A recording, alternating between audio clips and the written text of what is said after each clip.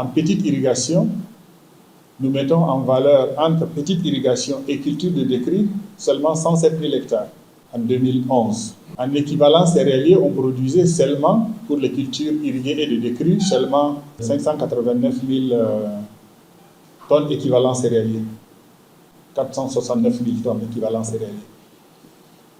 Nous avons une production de cultures pluviales de l'ordre de 3,5 millions de tonnes. Nos besoins étaient de 5 millions de tonnes. Nous avons des années où nous couvrons les besoins si nous prenons les cultures pluviales et les compléments des cultures irriguées. Mais nous sommes une population qui se développe très vite, qui croît très très vite. Et donc des besoins alimentaires qui croissent très vite. Et nous avons aussi la vulnérabilité climatique qui fait que quand nous avons une bonne année, donc nous avons une bonne année pluviale, nous avons après 3,5 millions de tonnes. Mais de 3,5 millions de tonnes, nous pouvons passer à 1,5 million de tonnes, à 2 millions. C'est pour ça que dans les objectifs de l'initiative 3N, nous avons dit qu'il faut sécuriser la production en intensifiant, en augmentant les surfaces irriguées. Et donc l'objectif était de passer de 2011, début du programme d'initiative 3N, à 2020, nous devrions atteindre 356 000 hectares pour multiplier par 4 notre production. Nous avons réalisé sur les 10 ans un peu moins de 300 000 hectares. Nous n'avons pas atteint l'objectif, mais nous avons multiplié quand même la production par 6.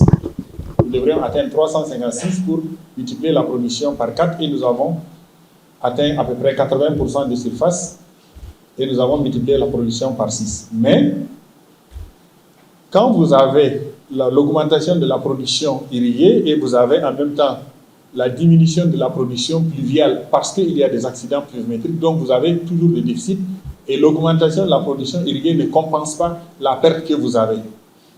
Mais il n'en reste pas moins quand même que l'objectif d'assurer la sécurité alimentaire des Nigériens et le gouvernement a continué de travailler sur elle parce que même quand les populations sont déficitaires et n'ont pas produit, le gouvernement ne les laisse pas tomber. C'est son devoir de soutenir les populations vulnérables. Et c'est pour ça que je disais tout à l'heure, les programmes de soutien à la vulnérabilité conjoncturelle et structurelle, nous les avons financés à hauteur de 300%. Simplement parce qu'on était encore, la part de la production pluviale est encore très importante dans la couverture de nos besoins alimentaires. Donc, cet argent qui a les 3 fois plus de ressources que nous avons mis dans le programme d'urgence, c'est de l'argent qui manque au développement des cultures irriguées. Les cultures qui nous permettaient de sécuriser notre production et qui nous permettaient de sortir de la vulnérabilité à l'insécurité alimentaire en permanence. Mais du fait quand même que, malgré les déficits de production, le gouvernement met des ressources de son budget national et les ressources qu'il mobilise avec les partenaires pour soutenir les populations, nous n'avons toujours pas eu de famine. Nous avons des crises alimentaires sévères. On travaille à réduire les crises alimentaires. Maintenant, dans le cadre de ce nouveau plan d'action 2021-2025, nous avons dit, et le gouvernement s'y est engagé, c'est qu'il faut absolument que nous multiplions encore par 3 sur la base de la production qui était déjà multipliée par 6, il faut que nous multiplions par 3 notre production de cultures irriguées en multipliant par 2,5 les surfaces, l'objectif des surfaces irriguées. Ça nous permettra de sécuriser la production et de sécuriser les besoins nationaux. Mais nous allons toujours importer parce que certaines cultures, certains produits alimentaires, nous ne les produirons toujours pas et la sécurité alimentaire ne veut pas dire l'autosuffisance alimentaire.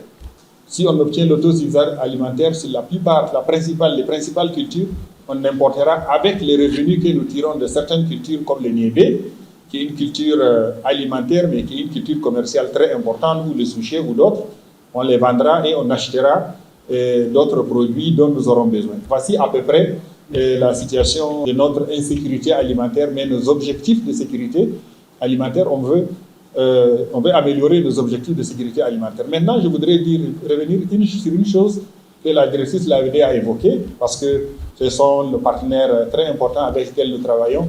Quand nous avons fait l'analyse de notre portefeuille des projets de l'initiative 3N, nous en avons trouvé 120 projets. Donc 120 projets Nous avons considéré des projets de 1 million d'euros, de 5 millions d'euros, de 10 millions, de 20 millions, de 100 millions d'euros, etc. Donc nous avons considéré tous les projets. Quand nous avons fait l'analyse de la composition de ces projets-là, donc des axes qui sont financés par ce projet, nous avons réalisé que nous avons énormément de ressources qui vont à la composante fonctionnement des projets. Et sur 56 projets seulement, qui avaient un budget qui dépassait 10 millions d'euros, nous avions 96 milliards de francs CFA. Parce que chaque projet a besoin d'une unité de gestion de projet, avec des voitures, avec un bureau, il faut payer les factures d'eau, d'électricité. Nous avons dit que 150 millions d'euros, 94 ou 96 milliards de francs CFA, c'est énormément d'argent que le gouvernement ne pouvait pas se permettre le luxe de continuer de fonctionner comme ça. Il reçoit des subventions, il emprunte de l'argent, et cet argent n'est pas utilisé de façon efficiente. Nous avons dit qu'il faut changer ça. Et c'est sur cet axe que nous travaillons cette fois-ci. C'est pour ça que la directrice de l'AFD vous a dit nous sommes en train de travailler une façon d'obtenir plus d'efficience dans l'utilisation des ressources que nous mobilisons. Avec 150 millions d'euros, nous pouvons réaliser au moins 100 000 hectares en culture, 100 000 hectares ou 50 000 hectares pardon, en culture, en petite irrigation. Imaginez un peu l'équivalent de la production que nous pouvons obtenir sur 50 000 hectares de petite irrigation.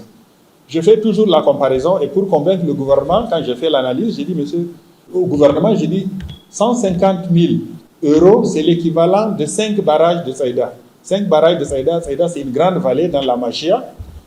Un barrage coûte 18 milliards de francs CFA. Donc avec ce montant, je finance 5 barrages. Et je finance 5 barrages de 1000 hectares chacun, ça me fera déjà l'équivalent de la production de plus de 500 000 tonnes en équivalent céréalier que je peux obtenir avec des cultures pluviales. Donc, c'est ça que nous voulons changer pour être plus efficient et être plus efficace. Parce que si je regarde les sommes d'argent que nous avons mobilisées sur le budget national, avec les partenaires, subventions et prêts, nous n'avons pas l'impact d'avoir mis cet argent sur le terrain. Et nous voulons avoir cet impact-là pour changer fondamentalement la situation de notre agriculture et changer notre sécurité alimentaire. Donc, on n'a pas été très efficace parce que notre organisation a été faible, mais surtout parce que nous sommes extrêmement vulnérables. Nous mettons plus d'argent pour soutenir les populations, pour qu'on ne les laisse pas tomber dans la misère quand la campagne pluviale vient leur donner un coup. Voici après ce que je voulais dire, mais nous travaillons dans le cadre de ce nouveau plan d'action à changer la situation.